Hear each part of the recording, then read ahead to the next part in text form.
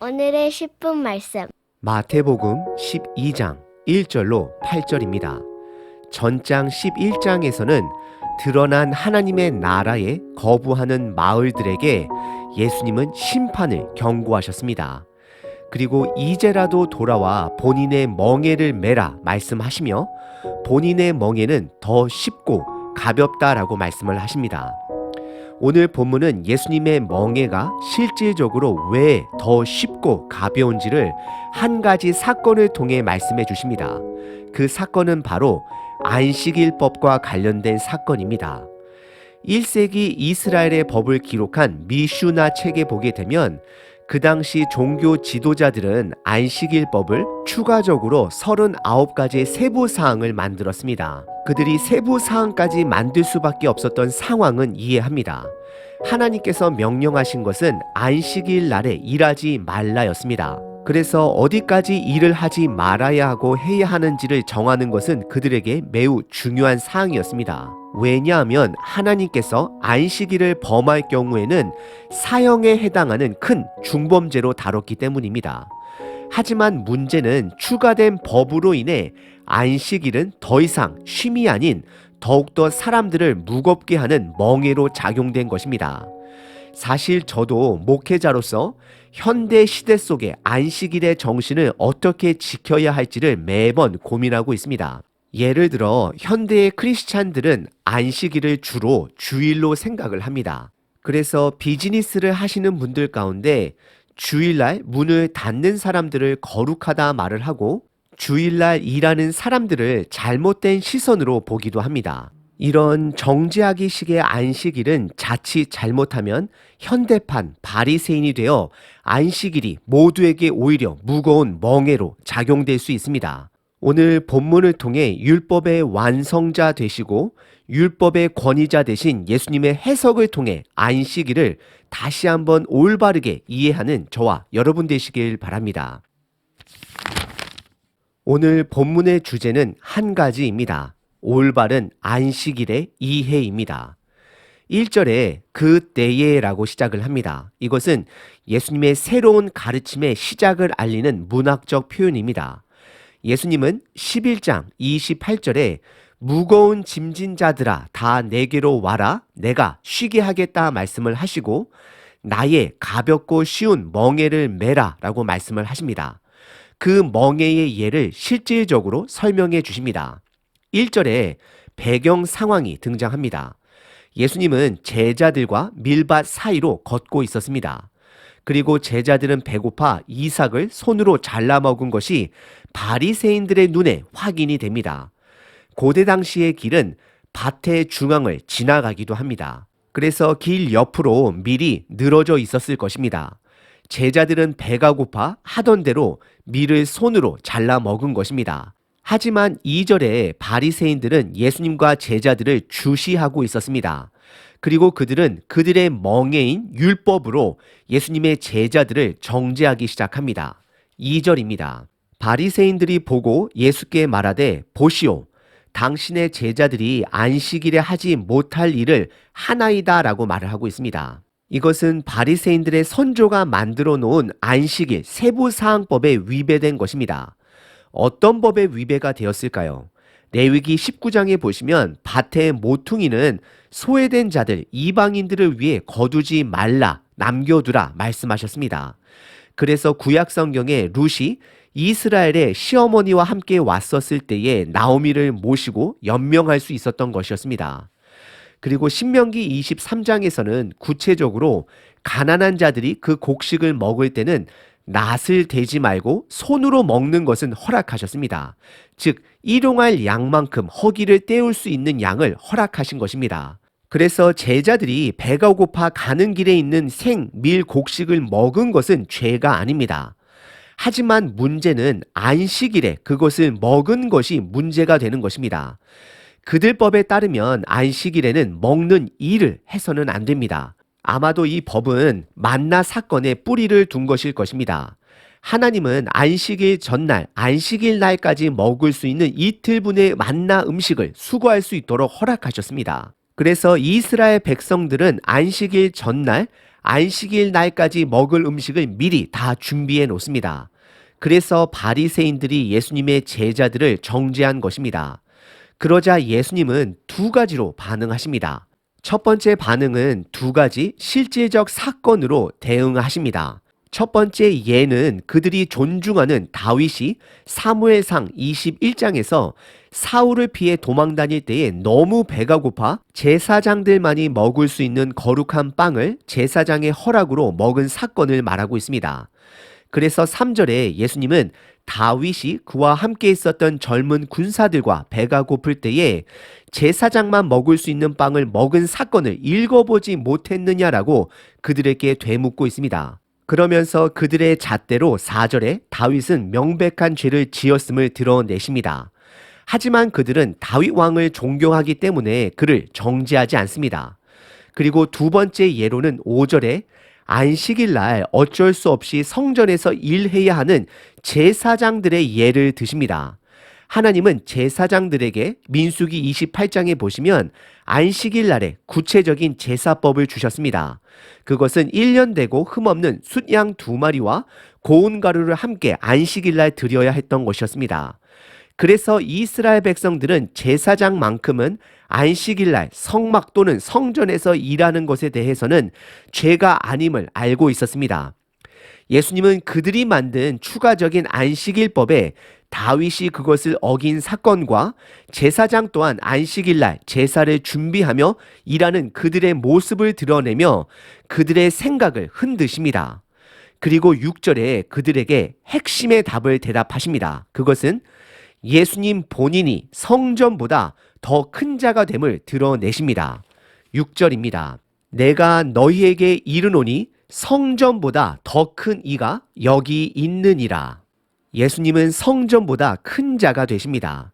예수님의 권위는 성전을 완성하신 분이요, 죄를 사하는 권세를 가진 자요, 율법을 완성하신 자요, 율법의 최종 해석을 할 수 있는 권위자됨을 드러내십니다. 그래서 온전한 제사장으로 온전한 성전 되신 예수님께서 제자들과 함께 있으면서 그 온전한 성전 되신 예수님을 섬기는 제자들이 그와 함께 다니며 안식일날 그들의 법으로 먹는 일을 하였다 할지라도 그것은 죄가 되지 않음을 드러내고 계십니다. 그리고 예수님은 추가적으로 7절에 호세아서 6장 6절의 말씀을 인용하며 그들이 안식일을 잘못 이해하고 있음을 지적하십니다. 호세아서 6장 6절에서는 하나님은 제사와 번제보다 사랑의 실천을 원하시고 하나님을 제대로 아는 것을 원한다라고 말씀하십니다.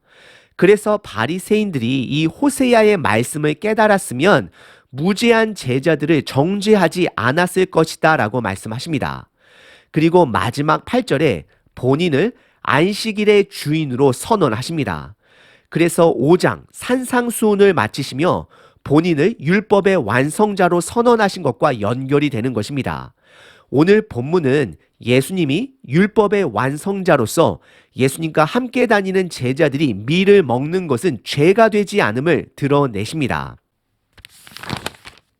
오늘 본문과 동일한 배경을 가진 본문은 마가복음 2장에서도 등장합니다. 하지만 마가복음에서는 한 가지 더 추가된 말씀이 있습니다. 그 말씀은 안식일이 사람을 위해 있는 것이지 사람이 안식일을 위해 존재하는 것이 아니다라고 말씀을 하십니다. 여러분들은 예수님의 말씀을 종합해 봤을 때에 안식일을 어떻게 정의하시고 안식일의 정신을 어떻게 지키시나요? 혹시 우리가 잘못 오해한 안식일로 주변 사람들 또는 나 스스로에게 더 무거운 멍에를 쓰게 하지는 않으신지요? 안식일의 주인은 예수님이 되심을 드러내셨습니다. 이 뜻은 안식일의 법은 예수님만이 최종 해석자가 되시고 권위자가 되심을 드러냅니다. 하지만 우리는 나름대로 안식일을 나만의 방법으로 이해하다 보니 나의 율법이 주변 사람들을 힘들게 합니다. 더 무겁게 합니다. 분명 어떤 분들은 주일날 전혀 구입하는 행위를 하지 않는 배경에서 자라온 분들도 계실 것입니다. 우리가 안식일을 잘못 이해하면 그것이 나를 쉬게 만드는 것이 아니라 더 힘들게 할 뿐입니다. 마가복음에서는 예수님께서 안식일은 사람을 위해서 존재하는 것이지 사람이 안식일을 위해서 존재하지 않는다 말씀하십니다. 그리고 예수님은 본인이 안식일의 주인으로서 그 말씀을 해석할 수 있는 권한자가 되심을 드러내십니다. 그래서 안식일의 이해를 세 가지로 정리해 보았습니다. 첫 번째, 안식일의 완성은 예수님의 두 번째 오심을 통해 완성될 것입니다. 이 말씀은 히브리서 3장과 4장을 중심으로 드리는 말씀입니다. 안식일은 창세 때 죄가 들어오기 전인 온전한 상태를 말합니다. 하나님은 6일 동안 세상을 창조하시고 온전한 7일째 날에 안식하셨습니다. 하나님의 안식은 힘들어서 쉬는 안식이 아닌 모든 것이 보기 좋은 상태를 말하고 있습니다. 죄가 들어오기 전까지는 7일째 날, 8일째 날, 9일째 날 계속해서 안식의 날들이었습니다. 하지만 죄가 들어오자 그 안식이 깨진 것입니다. 그래서 하나님은 다시 영원한 안식을 회복하시고자 예수님을 이 땅에 보내주신 것입니다. 결국 안식일의 완성은 예수님의 두 번째 오심으로 완성되는 것입니다. 그래서 우리들의 현재의 매일매일 하루하루의 삶이 하나님을 신뢰하는 안식의 날이 되는 것입니다. 두 번째는 그럼 안식일이 폐기되었다는 것이냐? 그렇지는 않습니다. 오히려 예수님은 안식일을 완성한 것입니다. 안식일은 모든 사람들을 위해 하나님께서 주신 선물이 되는 것입니다. 그래서 우리는 잠시 멈추고 쉬고 뒤돌아보며 반성하고 감사하며 단순히 하나님과의 교제를 즐겨야 합니다. 즉 창조 때 하나님이 주신 형상을 다시 회복하는 것입니다. 그래서 일주일에 하루를 정하여 안식하는 날도 반드시 필요합니다. 왜냐하면 저와 같이 교회에서 일하는 자들은 모든 일이 하나님의 일이다라고 생각하며 일 중독에 빠질 확률이 높습니다. 우리 모두는 쉰다 하면서도 때로는 오히려 그 안식의 날에 하나님과 멀어져 유튜브 오락 영상에 빠져 하루를 호성세월 보내기도 합니다. 그것은 안식이 아닙니다. 우리는 주기적으로 내 삶을 돌아보며 하나님을 생각하며 다시 한번 하나님과 하나 되는 시간, 하나님의 형상을 회복할 시간이 필요합니다. 세 번째, 진정한 안식은 소명이 있는 삶이 안식입니다. 하나님은 세상을 만드시고 아담과 하와를 하나님의 형상으로 만드시고 첫 임무를 주십니다. 창세기 2장에 그들에게 사명이 있는 복을 주시고 생육하고 번성하고 땅에 충만하고 땅을 정복하고 땅의 모든 것을 다스리라 명령을 받았습니다. 하지만 죄가 이 땅에 들어오므로 그 안식도 그 사명도 우리 삶 속에서 사라져 버렸습니다. 안식일은 이 땅에서 나에게 주어진 임무를, 사명을 다시 한번 생각하는 것입니다. 그것이 안식일의 목적입니다. 그럼 예수님은 언제 안식일을 취하셨을까요? 예수님은 안식일 날에도 사람을 고쳐주시고 가르치시느라 육체적으로는 피곤하셨습니다. 그래서 예수님은 종종 배에서 주무시기도 하시고 길에 가다가 피곤함을 드러내시기도 하십니다. 예수님의 안식은 아마도 날마다 아침마다 습관에 따라 하나님 아버지와 시간을 보내는 것이 그분의 안식이었을 것입니다. 그 때마다 하나님 아버지께서 예수님을 이 땅에 보내신 사명을 다시 한번 확인하는 시간이었을 것입니다. 그리고 그 사명을 위해 하나님과 대화했을 것입니다.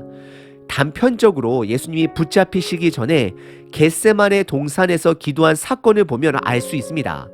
예수님은 끝까지 하나님 아버지의 뜻에 순종한 자가 되십니다. 그래서 진정한 안식은 우리들에게 주어진 사명을, 임무를 다시 한번 점검하는 시간이 되는 것입니다. 다시 한번 예수님이 안식일에 대한 세 가지 선언을 나누겠습니다. 첫 번째, 성전보다 더 큰 이가 여기 있다 말씀하십니다. 예수님은 율법의 완성입니다. 성전의 완성입니다. 그래서 두 번째 선언은 인자는 안식일의 주인이다라고 선언하십니다. 즉 예수님만이 안식일의 최종 해석자가 되십니다.